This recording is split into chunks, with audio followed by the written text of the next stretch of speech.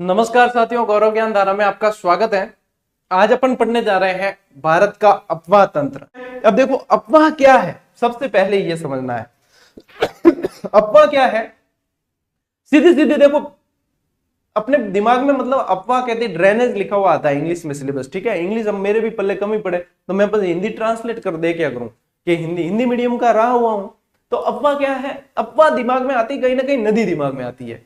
तो सिर्फ एक नदी तो है नहीं, अफवाह तंत्र। अब तंत्र कह दिया तो यानी बहुत सारी चीजें हो गई। अफवाह तंत्र है तो उसके अंदर कुछ वाहिकाएं मिलेगी, वितरिकाएं मिलेगी, छोटी नदियां मिलेगी, सहायक नदियां मिलेगी, बहुत सारी चीजें मिलकर फिर वो अफवाह पूरा तंत्र बनता है, यानी कि एक जाल बनता है। और यही अफवाह तंत्र है। एग्जाम में नहीं पूछा जाता कि अफवाह तंत्र क्या है, आप लोगों को नहीं पूछा जाता, कॉलेज स्कूल वगैरह उनमें पूछा जाएगा, तो ये नहीं पूछा जाता। ये सिर्फ ध्यान रखना है कि ये अफवाह तंत्र है, ठीक है। अब यदि भारत के अफवाह की बात करते हैं तो भारत के अफवाह को दो भागों में बांट दिया है, ऐसे ऊपर का और दक्षिण का। ये समझ लो, ऊपर का जो अफवाह है अपन ने पढ़ा है हिमालय पर्वत श्रेणी। अब नदियां कहां से आएगी, नदियां जमीन से निकल के तो आएगी नहीं, कहीं ना कहीं पहाड़ों से आएगी, ठीक है ना। तो नदियां यानी कि हिमालय पर्वत श्रृंखला है तो या तो वहां से आने वाली है नदियां, या फिर अपन ने पढ़ा प्रायद्वीपीय पठार भी ऊंचा उठा हुआ है और दक्षिण भारत के पर्वतमाला है तो यहां वहां से आएगी नदियां, ठीक है। तो एक तो आ गया प्रायद्वीपीय भारत की नदियां, ठीक है, और एक आ गई अपने हिमालयी वाली नदियां। तो ये दो भागों में बटा हुआ है, सीधी सीधी सी बात है, ठीक है। अब देखो, अब आ जाते हैं अपन स्लाइड पे एक एक चीज को। यदि आज अपन गंगा नदी का अफवाह तंत्र पढ़ने जा रहे हैं, यदि आपने बिल्कुल ढंग से क्लास देख ली ना, तो आप जितना कठिन अभी तक अफवाह तंत्र को, नदियों को समझते थे, उतना ही आसान हो जाने वाला है। प्रश्न कैसे बनेंगे, किस तरीके से याद करने हैं, वो सारी चीजें मैं बताऊंगा आपको। कहां कहां से प्रश्न बनते हैं वो सब कुछ बताने वाला हूं, ठीक है। तो बिल्कुल ध्यान से, और जब भी क्लास देखते हो साथियों, जब भी क्लास देखते हो, आपके पास में पेन और कॉपी होनी ही चाहिए। चाहे फेयर में लिखो चाहे रफ में लिखो, लेकिन काफी सारी चीजें ऐसी भी होती है जो मैं यहां पे नहीं लिख पाता हूं, आलस कर देता हूं थोड़ा सा, लेकिन बोल के बता देता हूं, तो वो भी काफी सारी चीजें आपके काम की हो सकती है। तो जब भी लिखते हो वीडियो को पॉज करके वापस लिख सकते हो, वापस से प्ले कर देना, कहीं कोई दिक्कत थोड़ी है इसमें, ठीक है।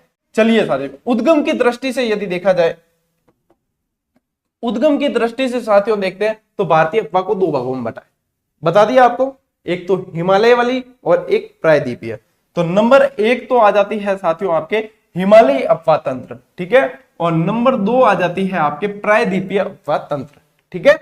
अब देखो, हिमालयी अफवाह तंत्र के अंदर देखोगे साथियों, बड़ी बड़ी नदियां पढ़नी है आपको, खास बड़ी बड़ी नदियां पढ़ोगे ना। ये तीन तंत्र है, इन तीन तंत्र के अंदर लगभग सारी नदियां कवर हो जाएगी, ठीक है ना। अब देखो, इसमें से आ जाएगा एक तो सिंधु का अफवाह तंत्र, ठीक है, दूसरा आ जाएगा गंगा नदी का अफवाह तंत्र, सबसे बड़ा भी है, और ब्रह्मपुत्र नदी का अफवाह तंत्र। ब्रह्मपुत्र भी आके लास्ट में गंगा में ही मिलती है, लेकिन गंगा नदी का अफवाह तंत्र सबसे बड़ा है भारत की दृष्टि से देखा जाए तो, ठीक है। तो यहाँ पे ये तीन नदियां पढ़नी है और ये तीन तंत्र पढ़ने अपन को। प्रायद्वीपीय के अंदर आपके अलग अलग नदियां चलेगी, क्योंकि यहाँ की प्रायद्वीपीय भारत की नदियां ज्यादा लंबी और बड़ी नहीं है, छोटी छोटी है इसके मुकाबले, ठीक है।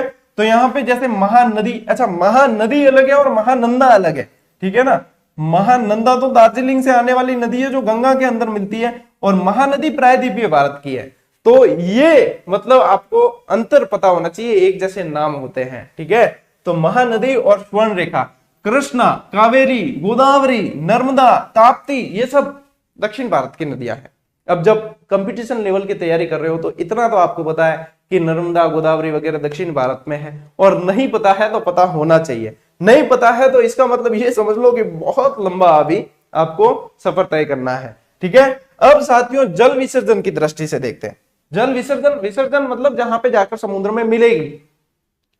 तो भारत की यदि समुद्री सीमा देखा जाए तो हिंद महासागर है, ठीक है। हिंद महासागर भी दो भागों में बटा हुआ है, अरब सागर और बंगाल की खाड़ी, ठीक है। अरब सागर हमेशा मैं आपको ए और बी से बताता हूं, जिस तरफ ए लिखते हैं उधर अरब सागर, जिस तरफ बी लिखते हैं उधर बंगाल की खाड़ी।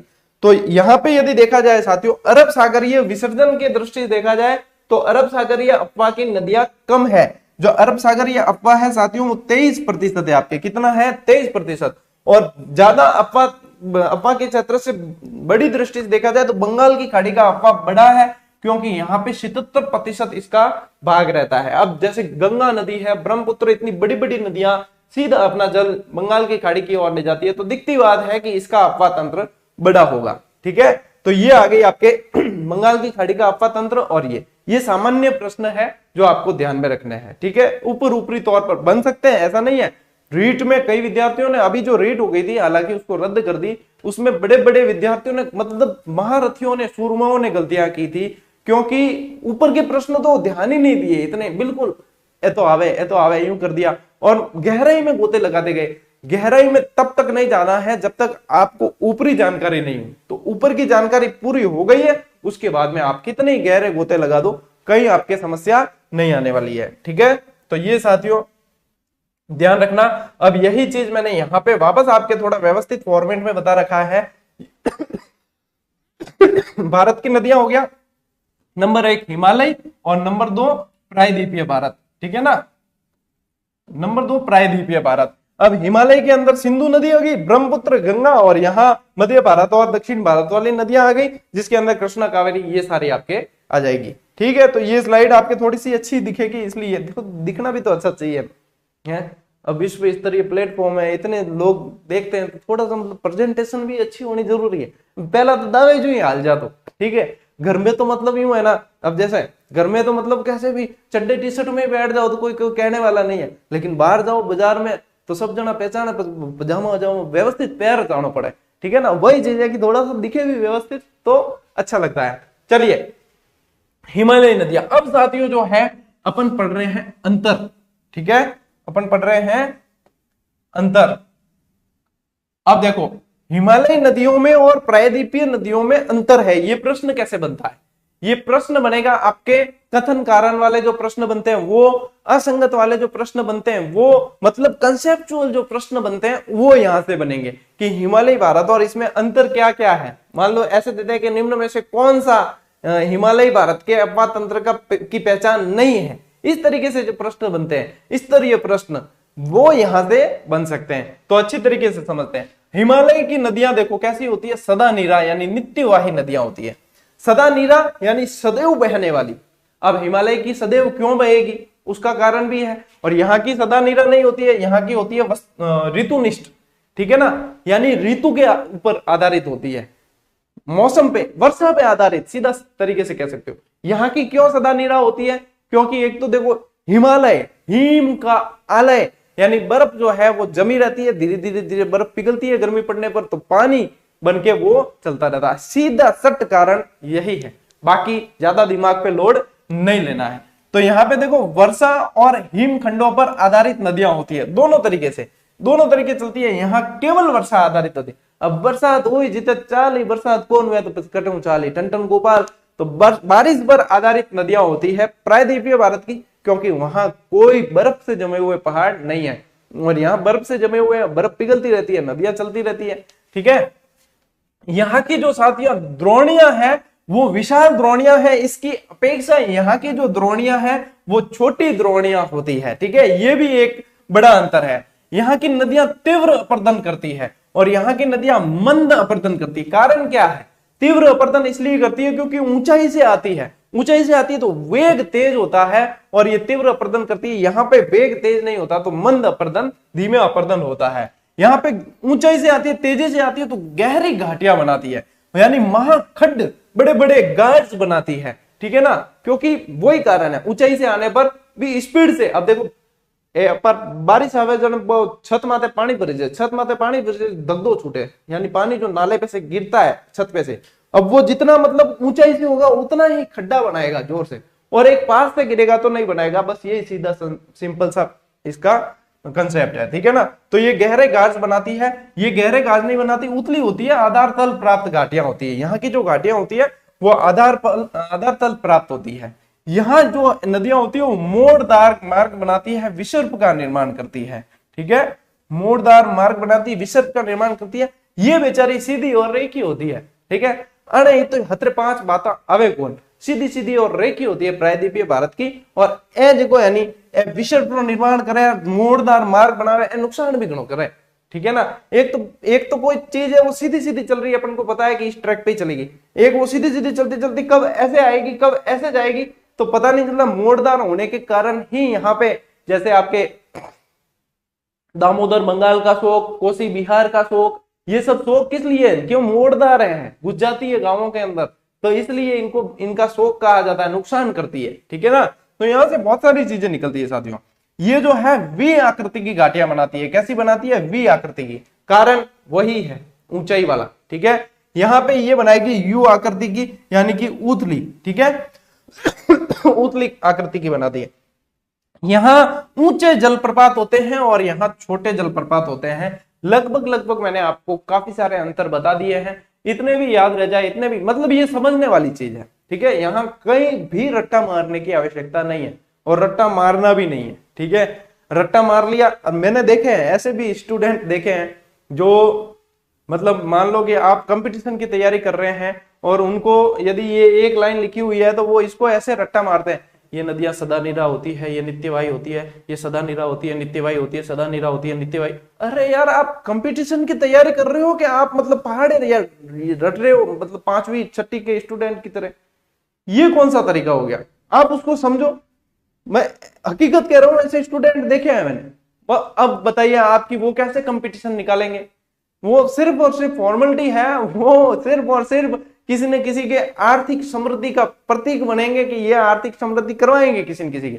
कोर्स घड़ाई ले ली है, टेस्ट सीधा घड़ी ज्वाइन कर ली, किताबा घड़ी ले ली, बाकी बैक ज्ञान, सिलेक्शन ज्ञान में। सिलेक्शन ऐसे थोड़ी होता है, सिलेक्शन समझने से होता है, आपको आत्मनिर्भर बनने से सिलेक्शन होता है। मैं तो यही कहता हूं, कोचिंग है चाहे शिक्षक है, सबका योगदान मात्र 5%। मेरा योगदान 5 ही मत मानो, आप 4 ही मानना, ठीक है। 96% आपकी मेहनत है। क्यों ऐसे कह रहा हूं मैं? क्योंकि हकीकत बात है ये। आप ही मेहनत नहीं करोगे, मैं तो दुनिया भर का मैटर आपको दे दूंगा। आप खुद ही मेहनत नहीं करोगे और फिर कहोगे सिलेक्शन नहीं हुआ, तो गुरुजी कहीं हेला मारे कि गुरुजी रोए? कोई कौन रोए, ठीक है। तो ये मेहनत तो आपको करनी है, तरीका हम बता सकते हैं, और ये तरीका देखो यही है, इस रटंत्र प्रणाली को छोड़ देना, ठीक है। चलिए, ये चीजें आपके, ये वाली स्लाइड क्लियर हो गई। हाँ, अब आ जाते हैं अपन गंगा नदी पर। गंगा नाम लेते ही पवित्रता का एहसास होता है। गंगा नदी के जल की एक खासियत है साथियों, इसके जल में मतलब आप वहां से लाकर बोतल में रख दो, 2 साल 4 साल भी रखोगे, कभी कीड़े नहीं पड़ेंगे अंदर। ये होती है पवित्रता। मानो तो मैं गंगा मां हूं, ना मानो तो बहता पानी, ठीक है। अब सबकी अपनी अपनी श्रद्धा है, कोई सिर्फ नदी मानता है, कोई मैया मानता है, ठीक है। अपनी अपनी श्रद्धा है। चलिए, अब गंगा नदी का उद्गम कैसे हुआ ये देखते हैं, उद्गम देखते हैं और पूरा तंत्र को अच्छी तरीके से समझते हैं, ठीक है। एक बार समझ लिया ना, मैं कह रहा हूं आपको कहीं और भटकने की आवश्यकता नहीं पड़ेगी। गंगा नदी का उद्गम साथियों केदारनाथ के पास से एक नदी निकलती है, गंगोत्री से निकलने वाली नदी भागीरथी, ठीक है, और सतोपंथ से निकलने वाली नदी अलकनंदा। अब देखो, ये दोनों नदियां भागीरथी और अलकनंदा, ठीक है, अलक बाबा के नाम है, अलक बाबा, ठीक है, अलक बाबा। अलकनंदा और भागीरथी नदियां देवप्रयाग के अंदर मिलती है, मिलन होता है इनका, और यहां से फिर जो नदी आगे बढ़ती है, दोनों को मिलकर वह गंगा कहलाती है। और मैं तो आपको फोटो भी बता रहा हूं साथ में कि ये देख लो, ये तो रही आपके अलकनंदा नदी, ठीक है ना। ये देखो, ये अलकनंदा आ रही है यहाँ सतोपंथ से, ठीक है। कहां से आ रही है? सतोपंथ से आ रही है अलकनंदा नदी, और ये आ रही है आपके भागीरथी, गंगोत्री से आने वाली भागीरथी नदी। ये देखो, गंगोत्री से आ रही है भागीरथी, और ये देख रहे हो यहाँ दोनों नदियां मिल रही है, और यहां से अब ये आगे बढ़ेगी। और ये जो स्थान है साथियों, ये जो स्थान है, ये है देवप्रयाग, ठीक है। दो नदियों का मिलन हो गया तो प्रयाग कहलाया, और ये है आपके देवप्रयाग। यहां देवप्रयाग में ये मिलती है, ये देख लो, ये यहां पे देवप्रयाग में मिल रही है, और यहां से आगे बढ़ने पर ये गंगा कहलाएगी। अब कोई पूछ ले गंगा का उद्गम कहां से हुआ, तो गंगा का उद्गम जब आपको पता ही नहीं है कि अलकनंदा और भागीरथी मिलकर गंगा कहलाती है, तब आप क्या बताओगे आगे? वैसे परंपरागत रूप से भागीरथी को ही गंगा माना जाता है, अलकनंदा इसमें मिल जाती है, ऐसा बताते हैं, ठीक है। तो अब ध्यान रखना कि गंगोत्री से जैसे उद्गम बताया ना, तो ये इसलिए उद्गम बताते हैं, परंपरागत रूप से भागीरथी को ही गंगा माना जाता है, इसलिए गंगोत्री से उद्गम बताते हैं, ठीक है। हकीकत बात क्या है कि भागीरथी और अलकनंदा 2 नदियां हैं जो मिलकर गंगा का निर्माण करती है। दैट्स ऑल, क्लियर है? आगे बढ़े। जस्ट। चलिए अब देखो गंगा की कुल लंबाई याद करना इतना अच्छा है, इतना आसान है कि कोई भूल ही नहीं सकता। 25-25 हम यूं याद करो, 2525 तो थोड़ा दूर याद हुई, ठीक है। होरो याद क्या है, होरो यानी सरल। थान में मारवाड़ी भी हिका दूं, कई जना एड़ा है मारवाड़ी नहीं आवे, मैं मारवाड़ी भी हिका दूं, हाथ आते। यानी कि अच्छी तरीके से याद करना। 25-25 कहते हैं टुकड़ों में बांट कर याद करो, जल्दी याद होगा। बच्चे को, छोटे बच्चों को स्पेलिंग याद करवाते हैं, एरोप्लेन की स्पेलिंग याद नहीं आती तो बांट के देते हैं, AEROPLANE ऐसे याद कर, याद हो जाएगी और जल्दी याद हो जाती। आप भी टुकड़ों में बांट कर याद करो, आपको भी जल्दी याद होगी। अब ये टुकड़ों में बांट दिया, अब इनको और टुकड़ों में बांटते हैं। अब देखो ये पहले तो ये देखो कि ये कौन कौन से राज्यों में बहती है। तो ये उत्तराखंड में बहती है, उत्तर प्रदेश में बहती है। पहले है ना ये सिर्फ उत्तर प्रदेश में बहती थी, उत्तराखंड में बहती नहीं थी। क्या गुरुजी यहाँ क्या है, पहले और बाद में? और पहले उत्तराखंड था ही नहीं ना, उत्तर प्रदेश से टूट कर तो उत्तराखंड बना है, ठीक है। तो पहले बाद में छोड़ दो, चलो उत्तराखंड, उत्तर प्रदेश, बिहार और पश्चिम बंगाल, यहां से फिर बांग्लादेश। बांग्लादेश में तो ब्रह्मपुत्र नदी मिलती है और उसके बाद में बंगाल की खाड़ी जिंदाबाद। चलिए ये हो गई आपके यहां बहती है। अब देखो उत्तराखंड के अंदर साथियों बहती है 110 किलोमीटर, उत्तर प्रदेश के अंदर बहती है 1450 किलोमीटर, बिहार के अंदर बहती है 445 किलोमीटर और पश्चिम बंगाल में बहती है 520 किलोमीटर, ठीक है। 110, 1450, 445, 520। देखो अलाहाबाद की क्लास अपलोड की और मैं हाल क्लास शूट ही कर रही हूँ। 10 मिनट पहले की अलार्म लगा रखी है ताकि आप मतलब टीम भूल जाए कि क्लास अपलोड करनी है तो मुझे याद आ जाए, मैं उनको याद दिला दूं वापस। तो ये इतना मतलब कैसे याद रहे, तो इसलिए काफी सारे काम होते हैं। मैं अगर बुक लिखने बैठ जाऊं तो मेरे 6 घंटे निकल जाए, पता नहीं चलता है। तो इसलिए ये सारी चीजें करनी पड़ती है। अब ये अलार्म बजी और मैं अभी क्लास शूट कर रहा हूँ, आज की क्लास आपको लेट मिलेगी। चलिए 110, 1450, 445, 520, ठीक है। अब देखो बाईं ओर से और दाईं ओर से साथियों, एक तो ये याद रखना है कि बाएं दाएं में कंफ्यूजन है ना, वो ये याद रखना, बाद शब्द याद रखना। जिस तरफ ब लिखा हुआ है बायां है, जिस तरफ द लिखा हुआ है दायां है। नदियों का बायां दायां कैसे याद करें? नदियां जहां से उद्गम हो रहा है उसकी मतलब जहां जिस तरफ बह रही है उस तरफ अपन को भी मुंह करके सोचना है, अब मेरा बायां और दायां कहां है। तो यहाँ पे जैसे ऐसे बह रही है, मैं ऐसे खड़ा हूं कि नदी इस तरफ जा रही है, तो ये बायां हो गया, ये दायां हो गया। अब बोर्ड पे आने पे ये उल्टा दिखेगा, ठीक है ना। तो ये थोड़ा सा आपको अपने माइंड में इस कंसेप्ट को क्लियर करना है, ठीक है।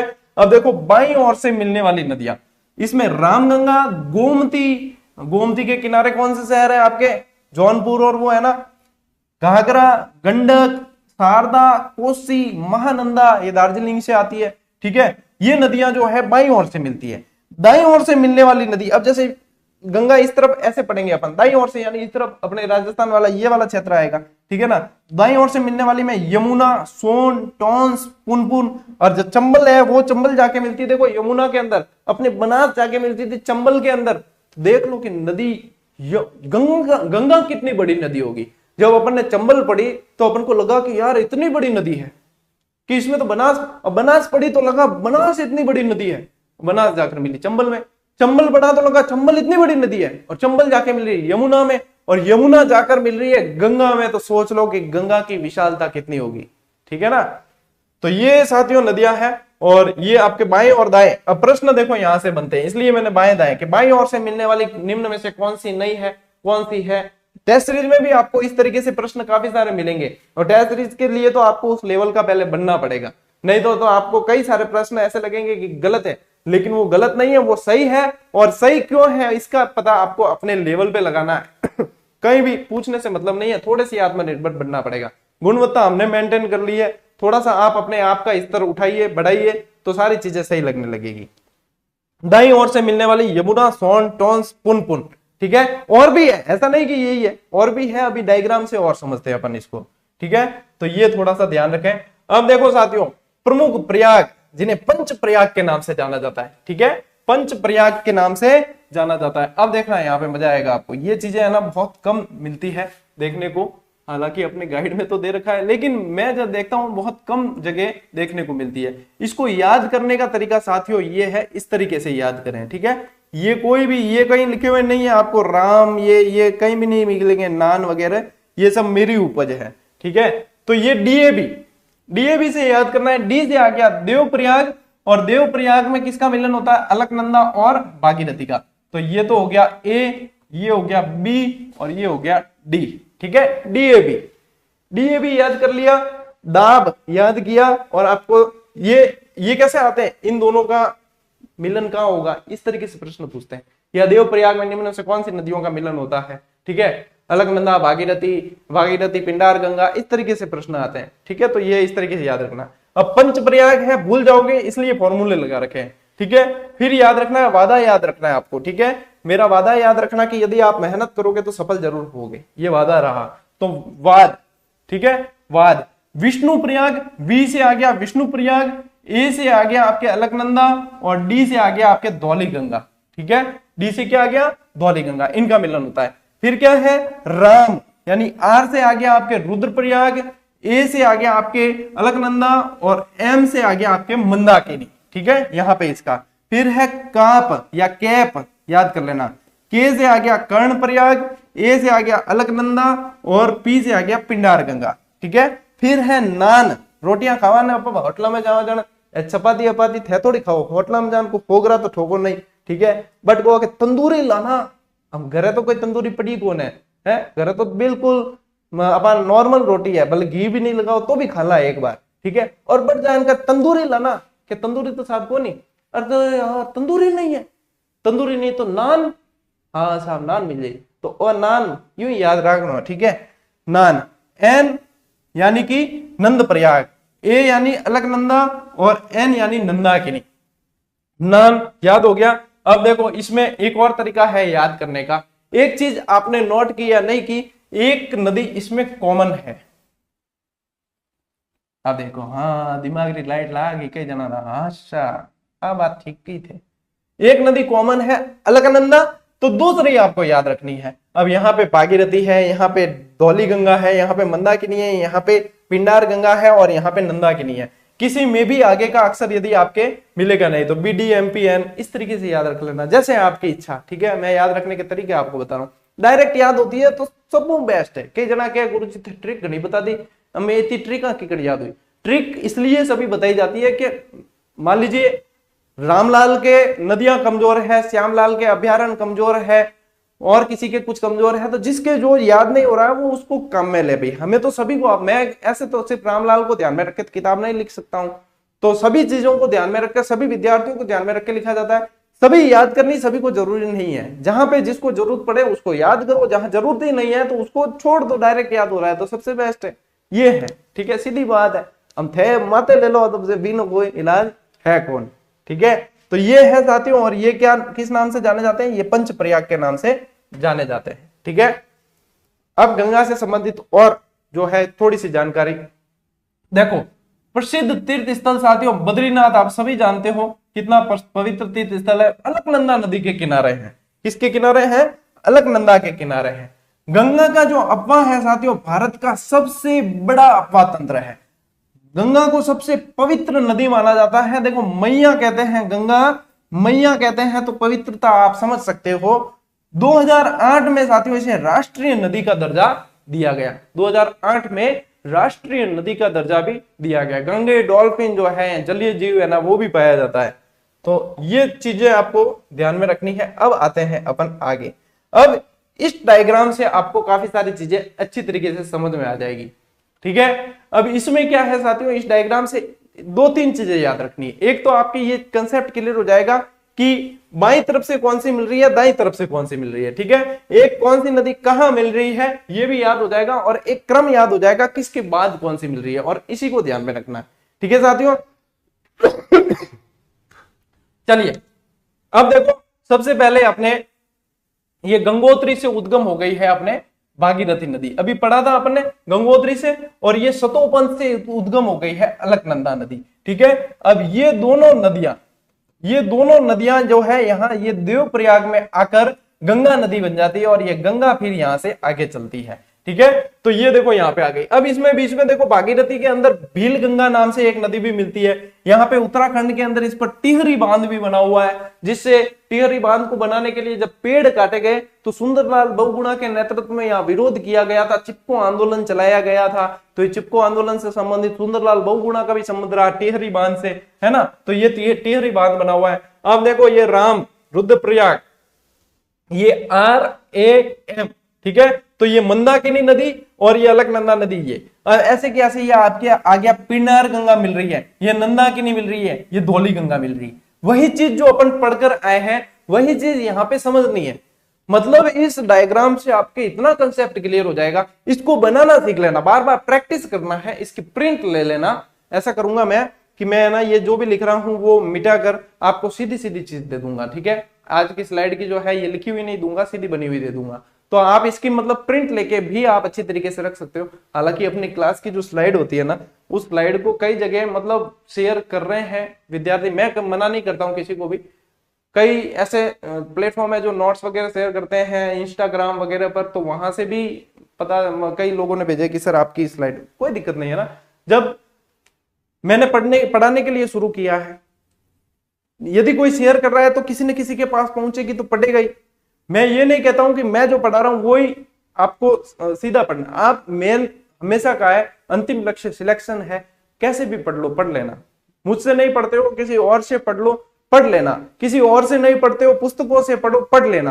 पुस्तकों से नहीं पढ़ते हो दिल से पढ़ो, पढ़ लेना। अंतिम सिलेक्शन लेना अंतिम लक्ष्य है, ठीक है। फिर बाद में सिलेक्शन नहीं हुआ ना तो कोई मतलब ही नहीं निकलेगा, ठीक है।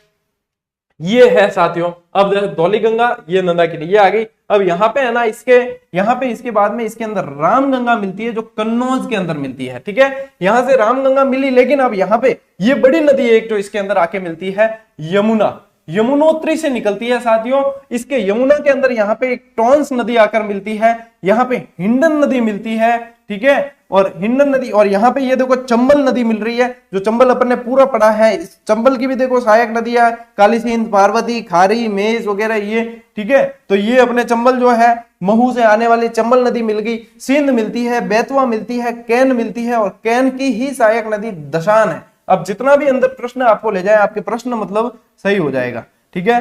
तो फिर ये यमुना नदी जो है साथियों प्रयागराज के अंदर आकर मिल जाती है, किसमें? गंगा नदी में मिल जाती है। अब जब गंगा नदी यहां से आगे बढ़ी तो यहाँ पे इसके अंदर गाजीपुर यूपी के अंदर गोमती नदी मिलती है, और बिहार के अंदर चौसा नदी मिलती है। अब इतिहास के अंदर चौसा का युद्ध वगैरह बहुत है, आपको याद होगा, हुमायूं से संबंधित, ठीक है। नहीं अगर हिस्ट्री वाले तो उनको तो अच्छी तरीके से याद होगा। यहाँ पे साथियों जो है शारदा नदी आकर मिलती, शारदा है ना घाघरा की सहायक है, और घाघरा का युद्ध बाबर ने लड़ा था, आपको पता होना चाहिए, ठीक है। तो ये शारदा नदी घाघरा में मिलती है, और घाघरा नदी आकर छपरा बिहार के अंदर गंगा नदी में मिल जाती है, ठीक है। शारदा घाघरा की सहायक है, ठीक है ना, शारदा घाघरा की सहायक है। इसके अलावा शारदा जो है वैसे नेपाल से आती है, ठीक है, और नेपाल में इसे काली नदी के नाम से भी जाना जाता है। क्या कहते हैं इसे?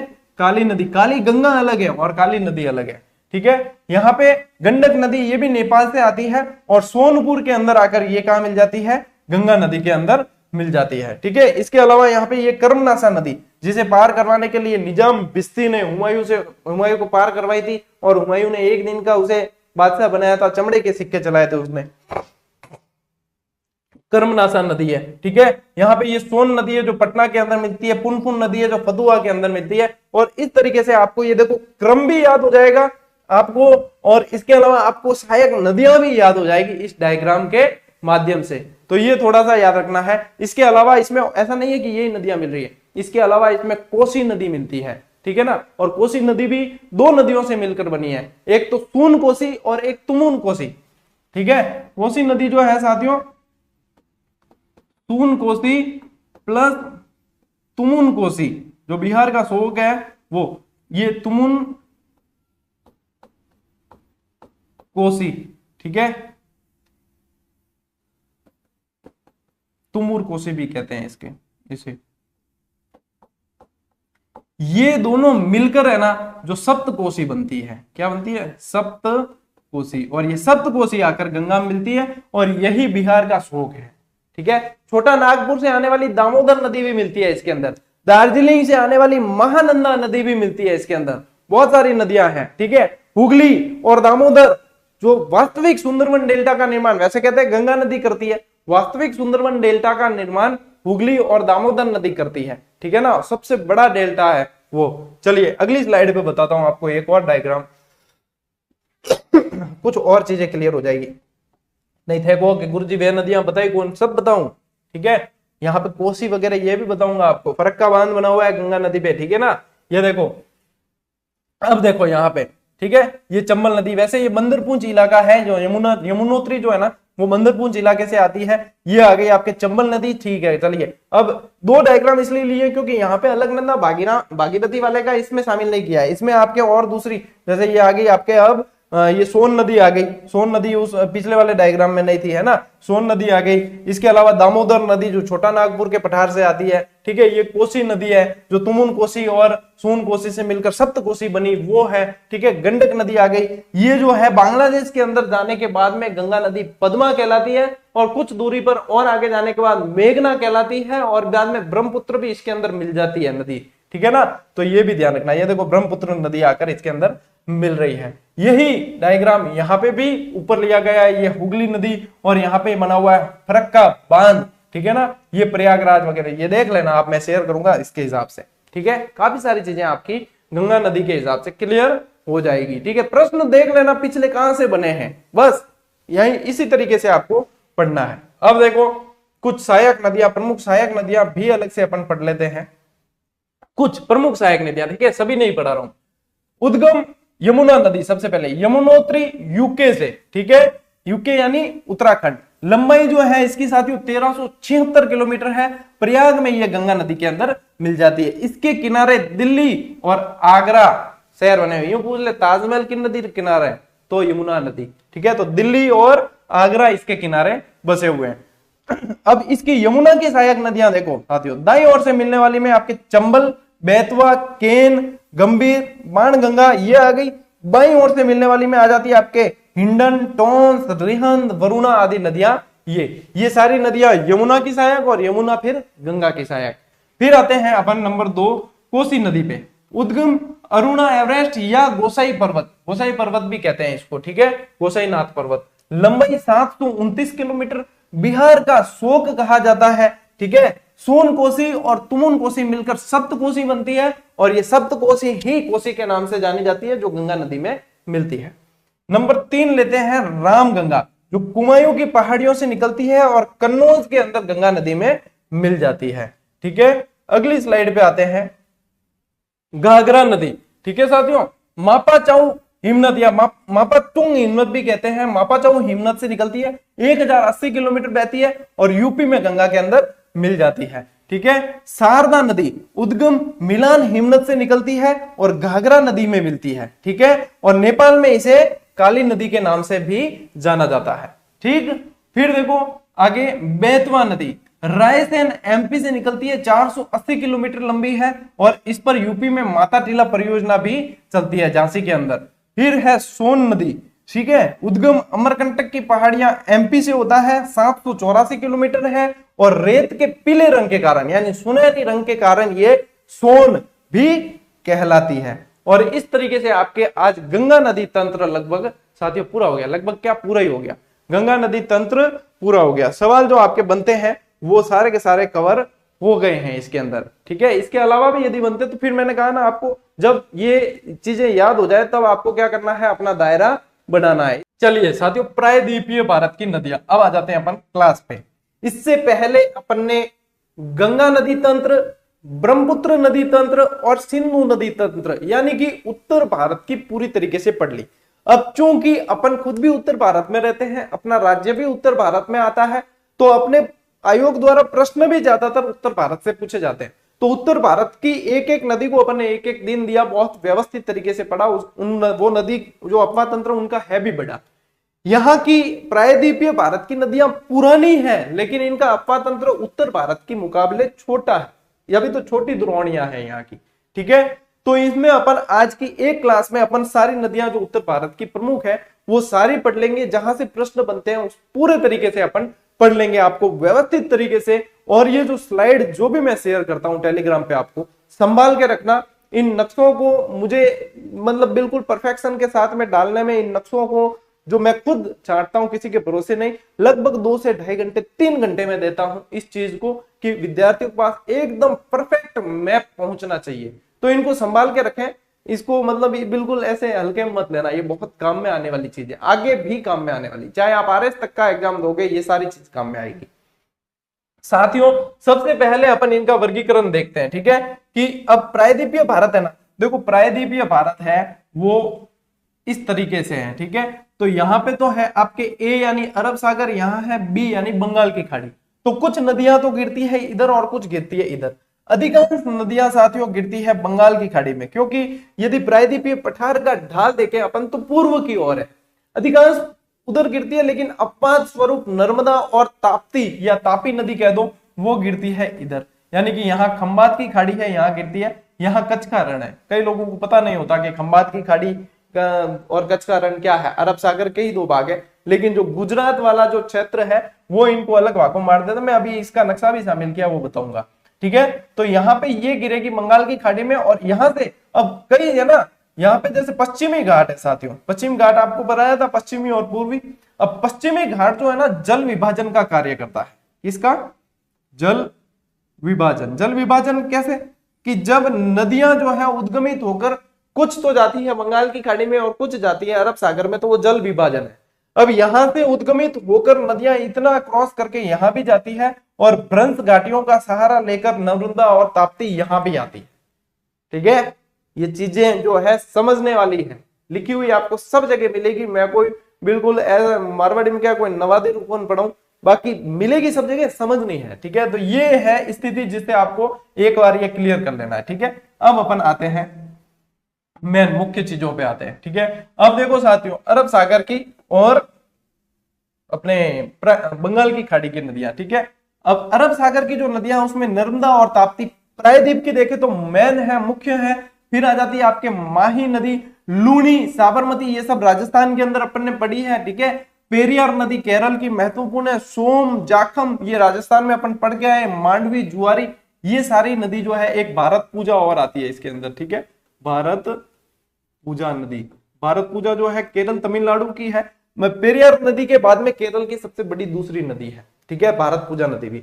तो इनको याद करने की ये ट्रिक है, अभी देखते हैं अपन। और बंगाल की खाड़ी की नदियां जो है उनमें आपके मुख्यतः प्रश्न बनते हैं ना, तो या तो नर्मदा और ताप्ती में से या फिर इन नदियों में से, ठीक है ना। अब इनमें भी आपके जो गोदावरी, कृष्णा और कावेरी, ये बहुत मोस्ट इंपोर्टेंट है, ठीक है। गोदावरी, कृष्णा और कावेरी मोस्ट इंपोर्टेंट है। देखो इसमें गोदावरी स्वर्ण रेखा जिसपे हुंडरू जल प्रपात भी है, कृष्णा नदी, वैतरणी, ब्राह्मणी, कावेरी, महानदी आदि, ये, ठीक है ना। तो ये नदियां आ जाती है, ये ले जाती है जल किस तरफ, जिस तरफ इनको लिखा है इसी तरफ ले जाएगी, बंगाल की खाड़ी की तरफ। ये जिस तरफ इनको लिखा है इसी तरफ ले जाएगी, अरब सागर की तरफ, ठीक है।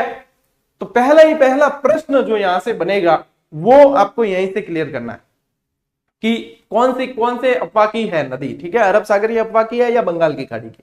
सामान्य प्रश्न बनेगा तो यहां से हो जाएगा, आपके डिटेल में भी बनेगा, डीप भी बनेगा, तो भी मैं आपको गलत नहीं होगा इस तरीके से बता दूंगा। अब साथियों यहां पे आ गई है अपनी ट्रेडमार्क जो है ट्रिक, ठीक है, जिसे डायरेक्ट याद हो जाती है, उसे ट्रिक की आवश्यकता नहीं है। जिसे याद नहीं होती वो इसे दिन में 2 बार पानी के साथ, दूध के साथ, जैसे भी मर्जी पड़े ले लेना, ठीक है, याद हो जाएगी। चलिए अब आते हैं अपन अरब सागरीय ये नदी की ये ट्रिक है ना, ये साथियों सार्वभौमिक ट्रिक है, सब जगह मिलती है, बहुत अच्छी ट्रिक है, इसलिए मैंने भी इसको ही शामिल किया है और यही बता रहा हूं, ठीक है, क्योंकि बहुत आसान ट्रिक है, ठीक है। सालू की माँ भानुमती सोजा, बहुत आसान है। सालू की माँ भानुमती, सालू की माँ का नाम है भानुमती, सालू की माँ भानुमती सोजा। एक परेश रावल की पिक्चर थी, नाम मुझे याद नहीं है पिक्चर का, लेकिन डायलॉग जरूर याद है। अब आगे क्या होगा देखेंगे सालू के प्रेम के अगले एपिसोड में, इस तरीके से वो बीच बीच में डायलॉग बोलता है, तो ठीक है ना। यहाँ पे भी आपको सालू याद रखनी है कि सालू की माँ भानुमती सोजा, ठीक है, सालू की माँ। अब सालू की माँ से क्या आएगा कि यहां आ जाएगी साबरमती, साबरमती, ठीक है ना। यहां आ जाएगी लूणी, लूणी जाएगी कच्छ के रण में, ठीक है, और साबरमती और माई खंबात की खाड़ी में। ठीक, साबरमती, लूनी। और यहां पे आ जाएगी साथियों आपकी क से आ जाएगी आपकी नहीं ये साइलेंट है, ये क है ना, ये साइलेंट है। यहां से आएगी साथियों आपके माही नदी, ठीक है, माही नदी। यहां से आएगी साथियों भारत पूजा, भारत पूजा नदी, ठीक है, जिसे नीला नदी के नाम से भी जाना जाता है। भारत पूजा नदी जिसे नीला नदी के नाम से भी जाना जाता है। यहां से आएगी साथियों आपके नर्मदा नदी, नर्मदा नदी, ठीक है। यहां से आएगी ये वाली अपने मांडवी नदी, ठीक है, मांडवी नदी। यहां से आएगी साथियों आपकी ताप्ती नदी, ताप्ती या तापी। यहां से आ जाएगी सोम, और यहां से आ जाएगी जाखम। अब माई सोम जाखम की तो त्रिवेणी है। तो ये इस तरीके से आपको सालू की मां भानुमती सुजा, ये अगर पूछते हैं तो आपके ट्रिक से मतलब बिल्कुल मिक्स नहीं होगा कि ये बंगाल की खाड़ी की अफवाह की है या ये आपके अरब सागर या अफवाह की है, ये बिल्कुल ही अलग हो जाएगा, ठीक है। तो आपको मिल जाएगी ये पीडीएफ, चिंता न करें। अब देखो यहाँ पे आपको नक्शे से भी काफी चीजें समझ में आ जाएगी और आपके वैसे भी समझ में आ जाएगी ट्रिक के माध्यम से भी, ठीक है। अब आ जाते हैं साथियों अपन बंगाल की खाड़ी के अफवाह पर। बंगाल की खाड़ी की अफवाह की ट्रिक है साथियों, मां पापा की गोद से रेखा की कब विदाई होगी। भावुक करने वाली ट्रिक है, मां पापा की गोद से रेखा की कब विदाई होगी। याद हो जाएगी ना, कहीं कोई मुश्किल थोड़ी है, कोई मतलब ऐसी थोड़ी है कि याद नहीं हो। मां पापा की गोद से रेखा की कब विदाई होगी, बस इतना से तो याद करना है। अब देखो मां से ले लेनी है आपको महानदी। दुनिया में जो महान किरदार है वो मां ही है सबसे, ठीक है ना। पापा की जगह पा से ले लेना है आपको पेन्नार नदी, ठीक है, पेन्नार नदी। फिर ये वापस साइलेंट है आपके, यहां गोद से ले लेनी है गोदावरी नदी, जो दक्षिण भारत की सबसे लंबी सबसे प्राचीन नदी है, ठीक है, गोदावरी नदी। फिर आ जाएगी यहां पे आपके रेखा से स्वर्ण रेखा नदी, क्या आ जाएगी, स्वर्ण रेखा नदी, ठीक है। फिर इस की से आ जाएगी आपके कावेरी, क यानी कावेरी नदी, ठीक है। ये क यानी ये क यानी आपके कृष्णा नदी, कौन सी, कृष्णा। ये ब यानी कि यहां पे आ जाएगी आपके ब्राह्मणी नदी, ब्रह्माणी या ब्राह्मणी नदी, ठीक है। और ये विदई यानी कि व से आपके आ जाएगी वेगई नदी, ठीक है, वेगई नदी। इस तरीके से आपको साथियों याद कर लेना है। अब देखो ये नदियां जो है मैं इनको इसमें डाल देता हूं ताकि आपको याद रहे, ठीक है। 1 2 3 4 5 6 7 और 8, ठीक है, लगभग 8 नदियां आपको बताइए जो बंगाल की खाड़ी में ले जाती है। अब इसमें से ऐसा है दोनों याद नहीं होना ट्रिक, तो एक याद कर लेना तो दूसरी में आपको पता चल जाएगा कि ये बंगाल की खाड़ी की है। एक वो सालू की माँ वाली इजी है, ज्यादा है, वो याद कर लेना, दोनों याद हो जाती है तो दोनों ही ठीक है, एक तो नहीं तो याद करनी है, ठीक है। तो ये आ जाएगी। अब देखो साथियों एक बार अपन प्रायद्वीपीय भारत की नदियों के साथ साथ अपने हिमालयी जो नदियां हैं उनको भी एक बार वापस देख लेते हैं। अपन ने सबसे पहले पढ़ी गंगा नदी, ठीक है। तो ये देखो गंगा, गंगा के अंदर मिली यमुना, यमुना के अंदर मिली चंबल, और यहां से ये घाघरा, गंडक, कोसी वगैरह, ये कोसी भी आपको तुमुन कोसी, सुप्त कोसी इस तरीके से बताई थी। और यहाँ पे ये सोन नदी और इस तरीके से जाकर ये मिलती है यहाँ पे जो है इसके अंदर आकर ब्रह्मपुत्र नदी मिलती है, जिसके बाद यहाँ बांग्लादेश में इसका गंगा का नाम हो जाता है पद्मा, और ये बाद में यहाँ सुंदरवन डेल्टा बनाते हुए बंगाल की खाड़ी में मिलती है, ठीक है। तो ये आ गई यहाँ पे। ब्रह्मपुत्र नदी जो है चोमा युंगलुंग से यहाँ से निकाली, तिब्बत में इसे सांगपो के नाम से जाना गया है, अरुणाचल प्रदेश के यहाँ सदिया से प्रवेश करते हुए असम में ब्रह्मपुत्र कहलाई, फिर बाद में यहाँ पे आके ये गंगा में मिली तो पद्मा, पहले जमुना कहलाई, फिर गंगा में मिली तो पद्मा, फिर मेघना, और इस तरीके से यहाँ पे आगे अंदर गिर गई। अब जैसे मुझे याद है आपको याद होनी चाहिए क्योंकि आपको मैंने पूरा बताया है, ठीक है ना। तो ये यहाँ पे आ गई। फिर सिंधु नदी जो है अपन ने पढ़ी, ये कैलाश की श्रेणी से यहाँ से निकलकर सिंधु नदी, और फिर बाद में लद्दाख और जम्मू कश्मीर वाला। अब इसमें पंच नद जो है मिठानकोट के अंदर पंच नद मिलती है, तो ये भारत पाकिस्तान के अंदर है। इसमें सिंधु जल समझौता भी हुआ है, 1960 के अंदर हुआ था सिंधु जल समझौता, इसके जल विभाजन को लेकर। और ये सिंधु, ये जो पंच नद और 5 दोआब वाला क्षेत्र का निर्माण करती है, ये कल ही अपन ने पढ़ा है सिंधु नदी तंत्र, ठीक है ना। ये आगे मुख्य ऊपर के तंत्र, एक बार रैपिड रिवीजन हो गया। प्रायद्वीपीय जो नदियां हैं उसमें साथियों ये देखो आपके यहाँ पे आगे महानदी उड़ीसा के इधर वाली, ये आ गई। और यहाँ पे ये इनके तट वगैरह आपको मैंने पहले ही बता दिए थे।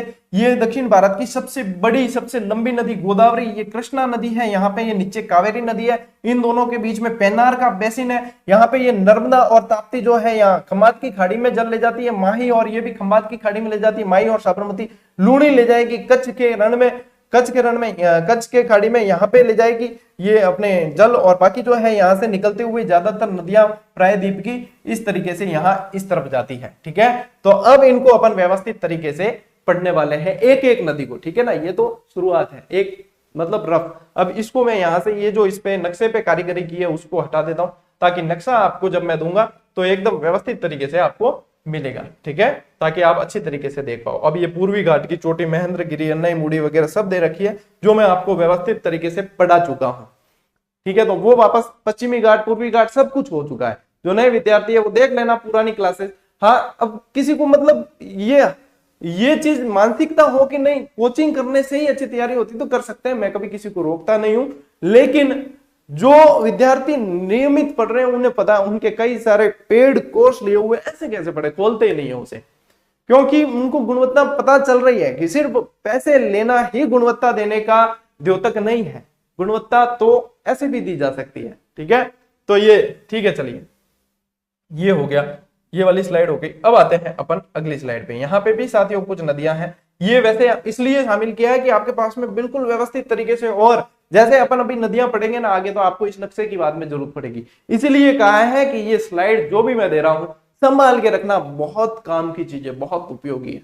ठीक है, चलिए, तो ये प्रायद्वीपीय नदियां ही हैं। अभी जो अपन देख के आए वही चीज है इसके अंदर। ये देखो साबरमती नदी, माही, नर्मदा, ताप्ती, ये सारी की सारी मिल रही है आपके खंबात की खाड़ी में यहाँ पे। और ये जो है ब्रंश घाटियों में बहती हुई यहाँ खंबात की खाड़ी के अंदर गिरती है।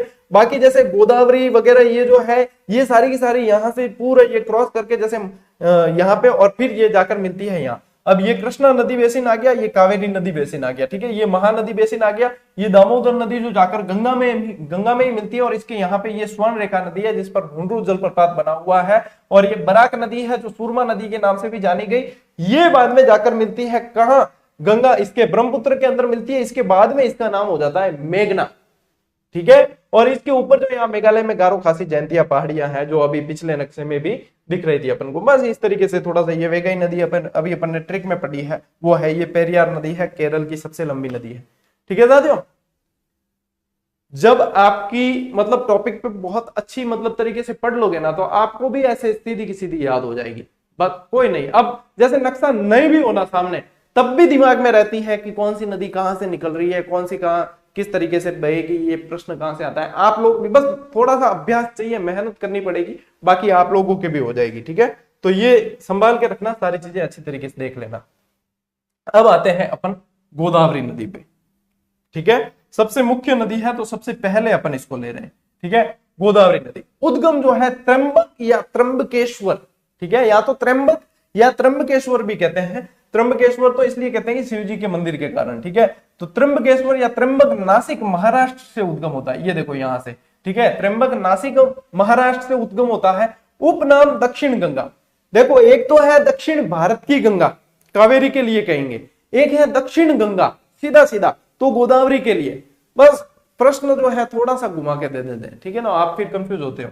तो दक्षिण गंगा या वृहद गंगा, वृहद गंगा भी कहते हैं, बूढ़ी गंगा भी कहते हैं, बूढ़ी गंगा भी कहा जाता है। ये जो है साथियों दक्षिण भारत की सबसे लंबी, सबसे बड़ी, सबसे बूढ़ी यानी कि सबसे प्राचीन और सबसे पवित्र नदी है, और ये सबसे महत्वपूर्ण नदी है। दक्षिण भारत की प्रायद्वीप की सबसे महत्वपूर्ण नदी भी यही है। ठीक है ना, तो इसीलिए इसको सबसे पहले लिया है, व्यवस्थित तरीके से पढ़ना है। ठीक है, इसकी लंबाई में कहीं अलग अलग आंकड़े नहीं मिलते, एक ही मिलता है, तो लंबाई भी महत्वपूर्ण है। 1465 किलोमीटर बहती है। इसका बहाव क्षेत्र देखें साथियों तो महाराष्ट्र, तेलंगाना, छत्तीसगढ़, आंध्र प्रदेश।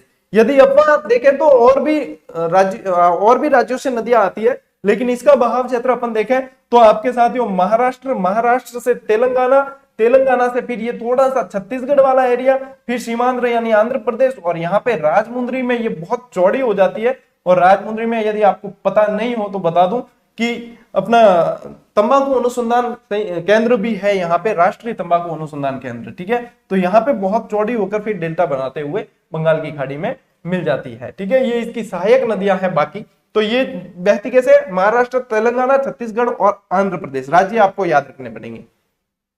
पूछते हालांकि कम है, लेकिन सामान्य प्रश्न इसमें से ज्यादा पूछे जाते हैं।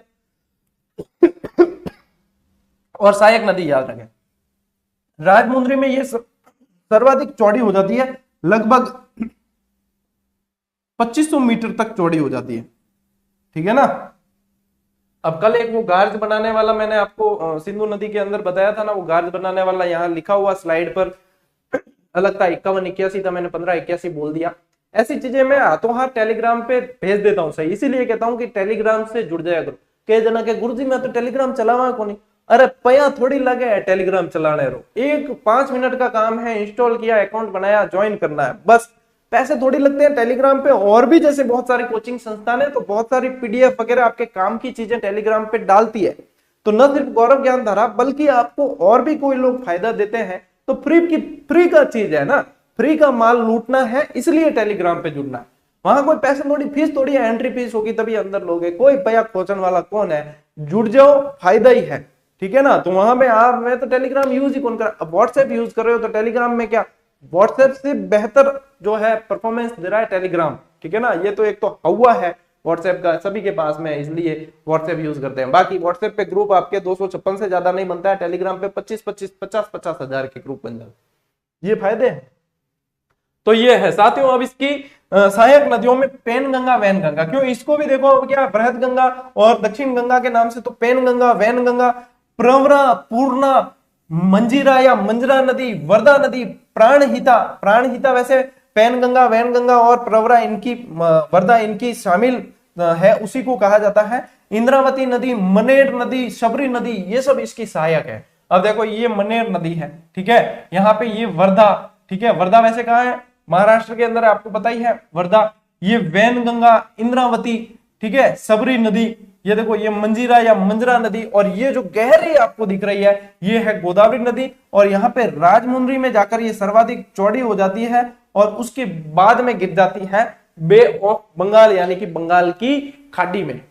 ठीक है, तो ये है आपके गोदावरी नदी। मुख्यतः प्रश्न बनते हैं आपके उपनाम, और ये बाकी जो सामान्य चीज जो बताइए सामान्य ही है, इसके अंदर ज्यादा आपको लोड लेने की आवश्यकता नहीं है। कई जने मतलब लोड बहुत लेते हैं, मैं कहता हूं पढ़ाई तो है ना, लोड लेके करनी नहीं चाहिए। पढ़ाई करो बिल्कुल आराम से, इजी वे में, जितना लोड लोगे उतना याद नहीं होगा, सीधी सी बात तो यही है। तो लोड मत लो, लोड लेने का नहीं, लोड देने का। ठीक है। कृष्णा नदी 1402 किलोमीटर है, उद्गम है साथियों इसका महाबलेश्वर महाराष्ट्र से। ठीक है, महाबलेश्वर महाराष्ट्र से। ये प्रायद्वीपीय भारत की दूसरी बड़ी नदी है। प्रायद्वीपीय भारत की पहली कौन सी है, गोदावरी सबसे बड़ी है, ये दूसरी बड़ी नदी है। ठीक है, इसका बहाव क्षेत्र साथियों देखो ये भी महाराष्ट्र से निकलती है। अब क्योंकि सारी नदियां आप देखोगे तो यहाँ पश्चिम से उद्गमित होकर पूर्व की ओर बह रही है, एक नर्मदा और ताप्ती अपवाद स्वरूप इस तरफ आएगी, वो भी भ्रंश घाटियों के कारण अंदर से प्रवाहित होकर आ जाती है। इसलिए बहाव क्षेत्र इसका महाराष्ट्र, कर्नाटक, तेलंगाना, आंध्र प्रदेश। ठीक है, ये इस तरीके से, और आंध्र प्रदेश के बाद में ये बंगाल की खाड़ी में विलीन हो जाती है। ठीक है ना। तो सहायक नदियां इनकी देखें साथियों तो कोयना, वरना, पंचगंगा, घाट प्रभा, माल प्रभा, यानी कि प्रभा वाली दोनों याद रखनी है। देखो कृष्णा है ना, कोई लड़की है उसकी फ्रेंड है प्रभा, तो ये घाट प्रभा, माल प्रभा। ठीक है ना, तो ये आपको याद रखनी है। और देखो भीमा, ये भी ऐसा ही नाम है, मूसी ये भी ऐसा ही नाम है, तुंगभद्रा, ये सब याद रखने हैं। ठीक है ना। अब हैदराबाद मूसी नदी के किनारे, ठीक है, भीमा परियोजना, बहुत आप नदी आदि परियोजना पढ़ते हो तो महाराष्ट्र के अंदर इसे पढ़ते भी हो, दूध गंगा, वरना आदि ये। ठीक है, तो ये कृष्णा की सहायक नदियां हैं। इसके जल हेतु यानी कि जल का उपयोग कौन करेगा, ये विवाद बहुत चलते हैं। जैसे सिंधु जल समझौता भी हुआ ना भारत पाकिस्तान के बीच में, वो वैसे का वैसे यहाँ राज्यों के बीच में। तो इसके जल हेतु महाराष्ट्र, आंध्र प्रदेश और कर्नाटक के बीच में विवाद रहा।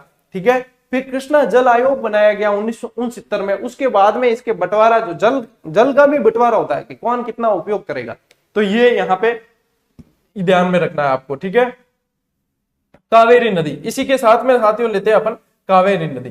छोटा मतलब इतना आप लोड नहीं लेना है, प्रश्न पुराने पेपर उठा के देखो, वहां से बनते हैं प्रश्न, यहीं से बनते हैं। ठीक है, 800 किलोमीटर है। अब इसमें देखो इसका उद्गम कूर्ग कर्नाटक के अंदर, ठीक है। कूर्ग कर्नाटक में ब्रह्मगिरी की पहाड़ियों से इसका उद्गम होता है।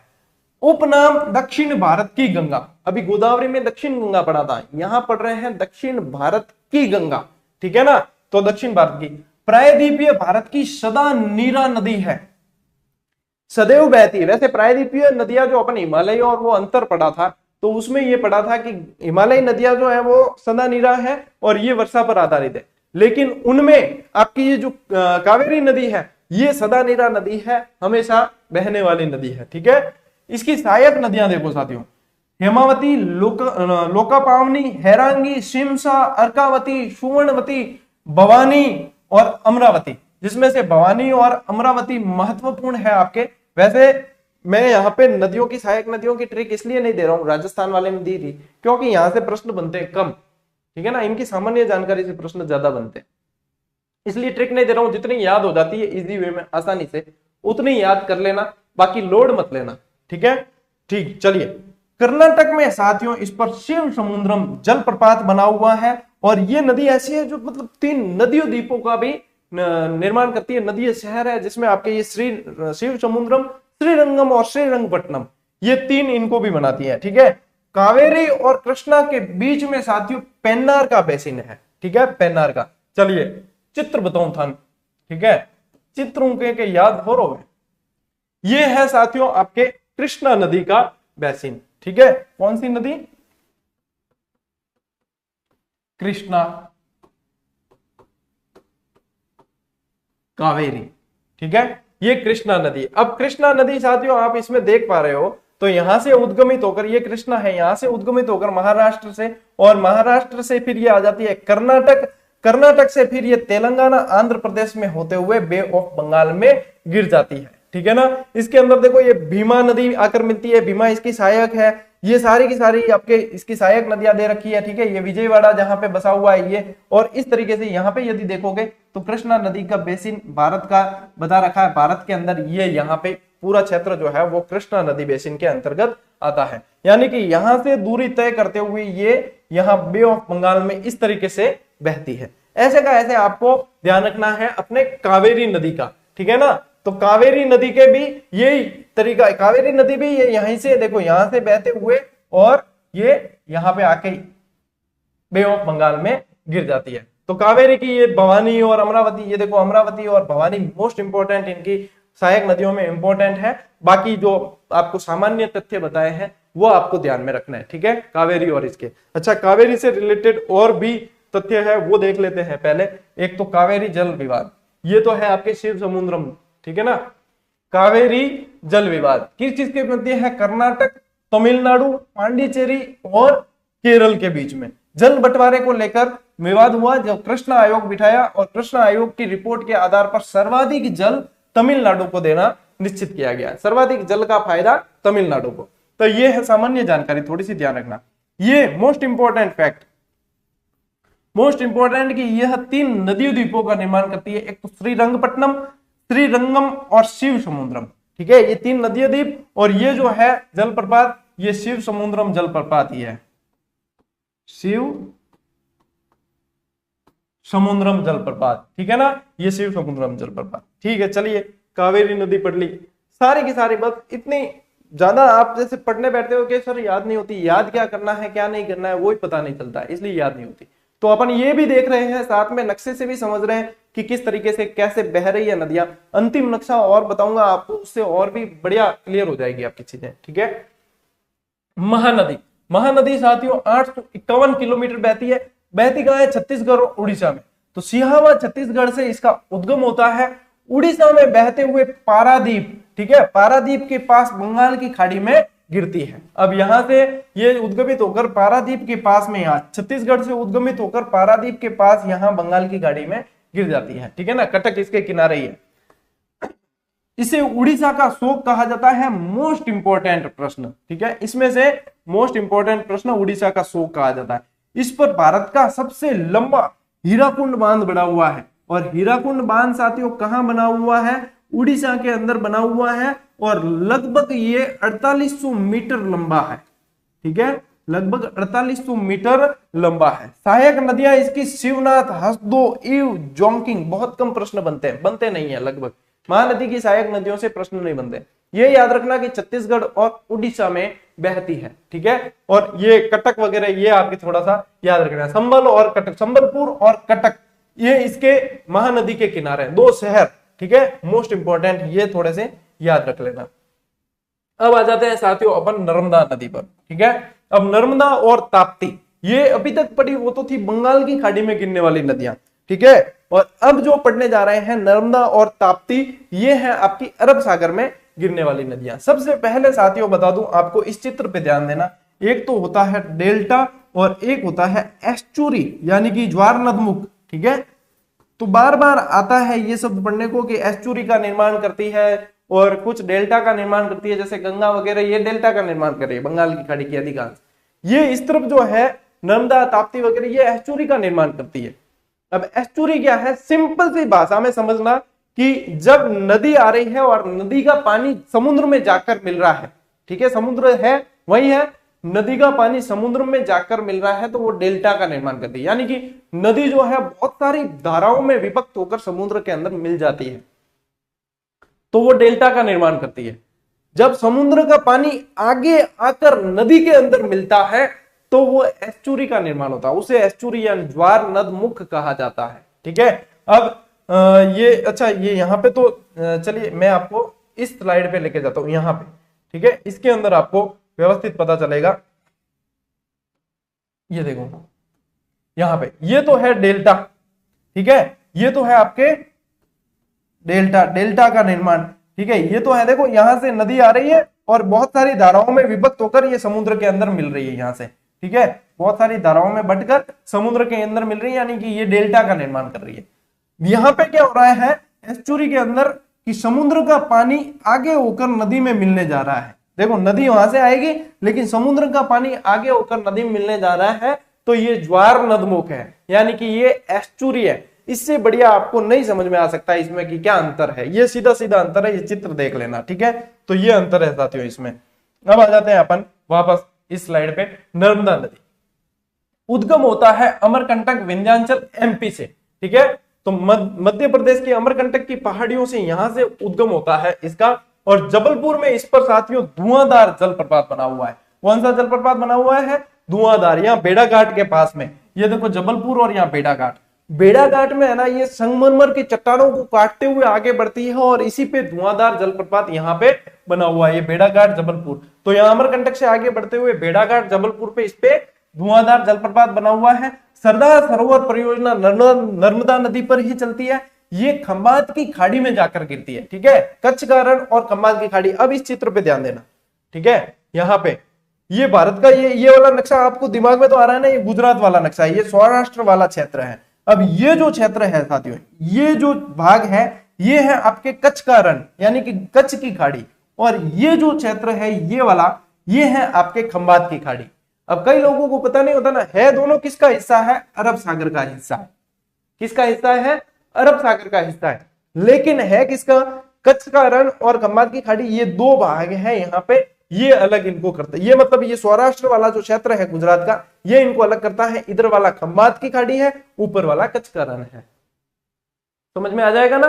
अब कोई समस्या होनी नहीं चाहिए कि कच्छ का रण और खंबात की खाड़ी के गुरुजी आज दिन तक ध्यान ही कौन हो, बाकी आज ध्यान पड़ गो तो जब जगे जब सवेरा, आज भी पता चल गया ना, अब आगे कभी नहीं भूलोगे, ठीक है। तो ये हो गया मध्य प्रदेश। अब देखो मध्य प्रदेश, महाराष्ट्र, गुजरात इसमें बहती है, ठीक है। मध्य प्रदेश, महाराष्ट्र और गुजरात में बहती हुई ये मध्य प्रदेश से आती है यहाँ महाराष्ट्र। ये थोड़ा सा देखो ये जो बॉर्डर है ये महाराष्ट्र थोड़ा सा यहाँ से, और फिर गुजरात में बहते हुए ये वाला कौन सा क्षेत्र आ गया, ये यहाँ, ये खंबात की खाड़ी में जाकर विलीन हो जाती है। इसकी सहायक नदियों में देखो जाती हो तो जानवरों के नाम जैसे है ना, जंगल के जानवरों के नाम होते वैसे नाम वाली सहायक नदियां हैं। देखो हिरण, हथनी, शेर, बंजर, बंजर ने बंदर पढ़ लो तो बस बरनार, दूधी आदि इसकी सहायक नदियां हैं नर्मदा की। हिरण, शेर, हाथी, बाती, ये सब देखो कितना आसान है पढ़ना, यदि आसान करना चाहे तो। कठिन करना चाहे तो जाने के 100 किलो और बांट मेलियो माता मदार पढ़नो पड़े, याद ही नहीं मैं यूं करे कैसे याद करूं। मैंने देखे हैं ऐसे कई विद्यार्थी कि लोड इतना लेते हैं, याद कुछ भी नहीं होता। आराम से पढ़ो, व्यवस्थित पढ़ो, नियमितता होनी जरूरी है, पढ़ाई को एंजॉय करो, बोझ मत समझो। देखो संघर्ष होना जरूरी है, जीत या हार कुछ भी होगा देखा जाएगा, लेकिन संघर्ष होना जरूरी है कि हम लड़े हैं, हमने प्रयास किया है, तो मन में कभी पछतावा नहीं होगा। पास फेल ये सब चलता रहता है, कोई सफल होगा कोई असफल होगा, जो part of exam, part of life, ठीक है ना। लेकिन संघर्ष करना जरूरी है, अपने प्रयास किए बिना हार जाना बहुत दुखदायी होता है कि हमने प्रयास ही नहीं किया, फिर तो हार निश्चित है। संघर्ष से याद आया, आज महाराणा प्रताप की जयंती है, ठीक है, तो यदि हो सका तो शाम को एक वीडियो अपलोड वाला ही, लाइव नहीं आऊंगा, अपलोड करके आपको महाराणा प्रताप के जीवन से अनछुए कुछ पहलू आपको बताने की कोशिश करूंगा, और परीक्षा की दृष्टि से क्या इंपॉर्टेंट चीज है वो एक रैपिड रिवीजन टाइप में अपन क्लास देने की मैं कोशिश करूंगा, जो आपके बहुत फायदेमंद होने वाली है। कोशिश करूंगा, यदि देखो फिक्स नहीं है, समय सेट हो गया तो मैं दे दूंगा, कोशिश मेरी पूरी रहेगी। तो संघर्ष का परिचय था वो, ठीक है ना, स्वाभिमान का परिचय थे महाराणा प्रताप। महाराणा प्रताप जैसा ना कोई हुआ है ना होगा, ठीक है। चलिए आगे बढ़ते हैं। ताप्ती नदी, ताप्ती नदी या तापी नदी, ठीक है, 724 किलोमीटर है, उद्गम बैतूल एमपी से। अब वो अमरकंटक की पहाड़ियों से हो रही थी, ये बैतूल एमपी से, ठीक है ना, बैतूल जिले से होती है। मध्य प्रदेश, यहाँ गुजरात और महाराष्ट्र, इनको एक्सचेंज कर लेना, ठीक है, पहले महाराष्ट्र बाद में गुजरात कर लेना, ठीक है। महाराष्ट्र और गुजरात में बहते हुए खंबात की खाड़ी में जाकर गिरती है। इसके किनारे गुजरात का प्रमुख शहर सूरत बसा हुआ है, ठीक है ना। सूरत कपड़ों के लिए बहुत जाना जाता है, कपड़ों के उद्योग के लिए बहुत जाना जाता है, बड़े बड़े व्यवसायी हैं यहाँ पे, तो सूरत इसके किनारे बसा हुआ है। इसकी सहायक नदियों में ज्यादा याद नहीं रखना, गिरना और अरुणावती याद रख लेना। ये देखो, ये तापी नदी है, ये रही आपके तापी नदी, ठीक है, तापी या ताप्ती। ये नर्मदा बह रही है, ये दामोदर नदी है जो गंगा में मिलती है, महानदी है, कृष्णा नदी है, यहाँ पे कावेरी नदी है, ठीक है। यहाँ बीच में इधर पेन्नार का बेसिन है, यहाँ ये सतलज आ गई, सतलज के साथ में सिंधु वाली को आ गई, ये ब्रह्मपुत्र नदी यहाँ से आ रही है। तो ये चीजें आपको समझ में आ जाएगी। ये है आपके डेल्टा, डेल्टा, और ये है आपके एस्चुरी। एस्चुरी और डेल्टा क्या है, आज काफी सारी चीजें मेरे ख्याल से आपके क्लियर हो गई होगी दिमाग में, जो नहीं रहती है। अब साथियों ये ध्यान रखना, काफी सारे विद्यार्थी टेक्निकल टीम पे बहुत सारे मैसेज करते हैं अनावश्यक, जबकि वो सिर्फ और सिर्फ तकनीकी समस्या का जवाब देते हैं, बाकी कुछ नहीं। कुछ बुक्स का करते हैं, कुछ क्लास का करते हैं, कुछ कोई भी करते हैं। ऐसा है, वो सिर्फ तकनीकी समस्या के लिए नंबर दिए हुए तो तकनीकी समस्या ही देखेंगे। यदि आप अनावश्यक मैसेज करते हो तो बेचारे जिनको वास्तव में ऐप में तकनीकी समस्या आ रही होती है वो प्रभावित होते हैं, उनको लेट जवाब मिलता है, और आपको जवाब वहां से वैसे ही नहीं मिलना है। तो कई विद्यार्थी उनको मैसेज करते हैं, तो हमें सर से पूछना है तो कैसे पूछे। देखो ऐसा है कि 1.5 लाख से अधिक है आपकी संख्या, और हर व्यक्ति को कुछ ना कुछ पूछना है, ठीक है। तो मैं इसीलिए टेलीग्राम के जरिए और वीडियो के जरिए हर वो चीज बताने की कोशिश करता हूं जो विद्यार्थियों का सामान्य प्रश्न होता है। अब कई लोगों के पर्सनल प्रश्न होते हैं, तो देखो उसका कोई इलाज नहीं है साथियों, थोड़ा सा आपको आत्मनिर्भर बनना पड़ेगा। यदि आत्मनिर्भर नहीं बनोगे तो दुनिया बड़ी जाली में आपका फायदा उठा लेगी, ठीक है ना। तो आत्मनिर्भर बनो। मैं देखो मतलब मेरे ऊपर भी आप इतने निर्भर नहीं हो सकते। कल की लाइव क्लास में एक जने ने कहा भी था कि 2 दिन तो ऐसे व्यर्थ कर दिए सर ने, या इससे बढ़िया तो पढ़ाना ही शुरू कर दे। तो पढ़ाने को तो देखो क्लासेस कंटिन्यू चल रही है, इसके अलावा सिर्फ ये नहीं है कि मैं पढ़ाऊंगा वही पढ़ना है, मेरे पढ़ाने के अलावा भी आपको बहुत कुछ पढ़ना है। सिर्फ मेरे भरोसे रह जाओगे तो सफल नहीं हो सकते, अपने भरोसे रहना है। किसके? खुद के भरोसे रहना है, खुद को प्रयास करना है, खुद के लिए। कोई प्रयास नहीं कर सकता आपके लिए, ठीक है। मैंने तो कहा है कि सिर्फ 5% ही मेरा सहयोग काम आने वाला है, 95% सहयोग सिर्फ और सिर्फ आपका काम आने वाला है। तो खुद की मदद खुद करो। मैं मेरा प्रयास 100% दे रहा हूं, ठीक है, लेकिन जो सूचनाएं हैं, जो जानकारी है, सारी चीजें, जैसे ऑनलाइन मैं वीडियो में बता देता हूं, वही सवाल वहां पूछे जाते हैं, तो या तो आप देखते नहीं हो, स्किप करते हो, ठीक है। तो अब उसमें मेरी तो गलती नहीं है, या मेरी टीम की गलती नहीं है। वो बेचारे सेवा के उद्देश्य से रात को 12-12 बजे तक काम करते हैं, सुबह 5 बजे उठ के काम करने लगते हैं। मिलना क्या है? 100% में से 20% तो यही कहेंगे कि खुद के हित के लिए कर रहे हैं, खुद के स्वार्थ के लिए कर रहे हैं, वो भी सुनना पड़ता है। तो इसलिए आपसे मैं हाथ जोड़ के निवेदन करता हूं कि सहयोग करें, सपोर्ट करें, आप लोगों के लिए ही प्रयास कर रहे हैं। अनावश्यक मैसेज वहां बिल्कुल नहीं भेजें, वो जवाब नहीं देंगे, फिर आपको देखो बुरा भी लग सकता है कि सर की कैसी टीम है, हम पूछ रहे हैं जवाब ही नहीं दे रहे। सारी की सारी चीजें टेलीग्राम पर हाथों हाथ बताई जाती है।